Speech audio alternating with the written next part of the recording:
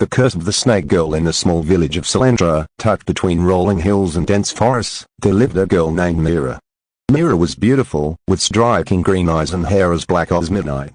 But Mira carried a secret, one she didn't even know. She wasn't entirely human. Every night, after she drifted off to sleep, Mira transformed into a snake. In her dreams, she often saw herself slithering through the woods, her body sleek and scaled, her eyes glowing like emeralds in the moonlight. She believed these dreams were just strange figments of her imagination, though they grew more vivid as she aged. What Mira didn't know was that her mother, Saria, had been hiding the truth from her fears. Saria knew the curse that ran in their bloodline, a punishment from a forgotten god. If Mira didn't fulfill a specific task before her 18th birthday, she would remain a snake forever, doomed to live in the shadows of the forest. The task was simple in words, but daunting in reality. Mira had to fall in love with a boy before her 18th birthday, which was only 3 months away. Saria had always been protective of Mira, rarely letting her mingle with other villagers. Her secrecy was born out of fear of what the villagers might do if they discovered Mira's nightly transformations.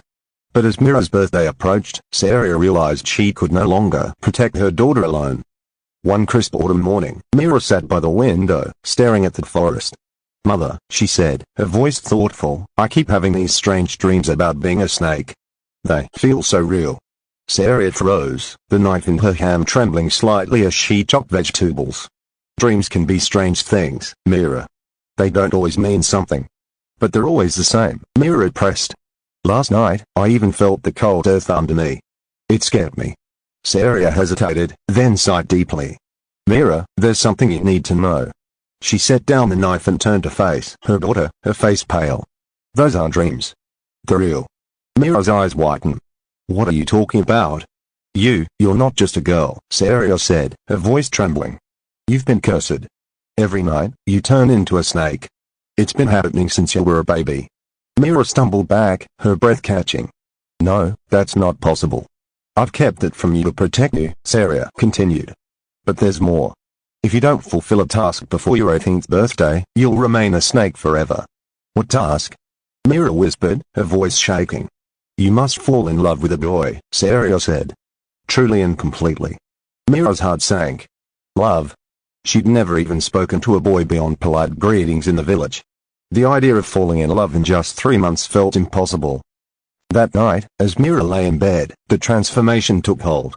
She felt her body change, her skin turning to scales, her limbs fusing into a long, sinuous form. For the first time, she was fully aware of it. She slithered out of the house and into the forest, her snake instincts guiding her. She hated it, the cold, the dampness, the way her body moved without her control. But as much as she loathed her snake form, a part of her felt oddly at home in the forest. As dawn approached, Mira found herself at the edge of the village. She watched from the shadows as a boy her age chopped wood outside his home. He was tall and lean, with tousled brown hair and a quiet determination in his movements. Mira felt an unfamiliar flutter in her chest. The boy glanced toward the forest, his eyes meeting hers. For a moment, Mira panicked, thinking he'd seen her snake form. But then she remembered. Dawn had already broken.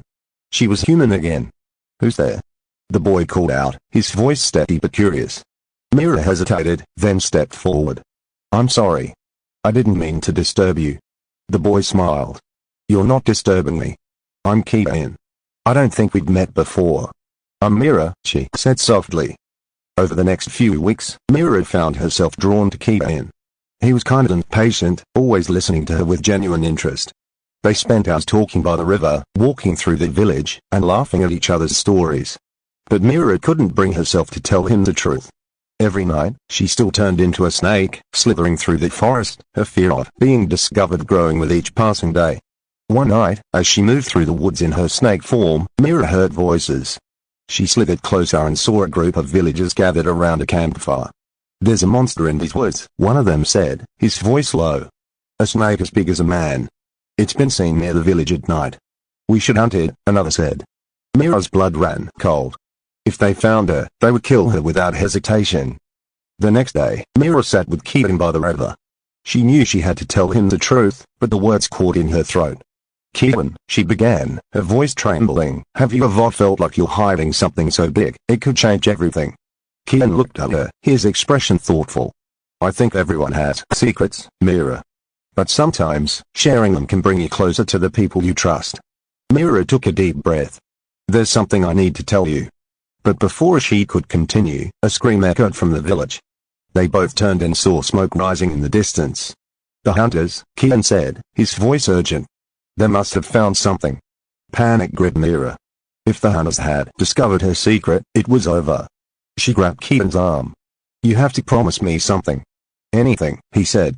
No matter what happens, don't hate me, she whispered.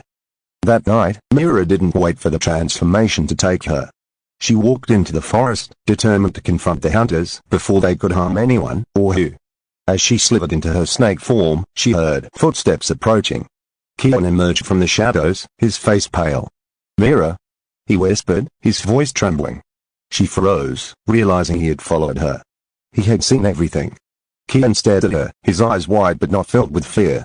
Instead, there was something else, understanding. It's you, he said softly. You're made to hunting. Mira lowered her head, ashamed. I'm sorry, she said, her voice barely audible. But Kian knelt before her, his hand outstretched. You don't have to apologize. You're still you, Mira. Snake or not. Tears filled Mira's eyes as she transformed back into a girl. She realized, in that moment, that Kian's acceptance was what she had been searching for all along. As dawn broke on her 18th birthday, Mira felt a warmth spread through her body. The curse had been lifted. She was free. Kian smiled at her, his eyes filled with love. Happy birthday, Mira, he said. And for the first time in her life, Mira felt truly human. Thank you for reading. Don't forget to subscribe to my channel and like my videos for more amazing stories.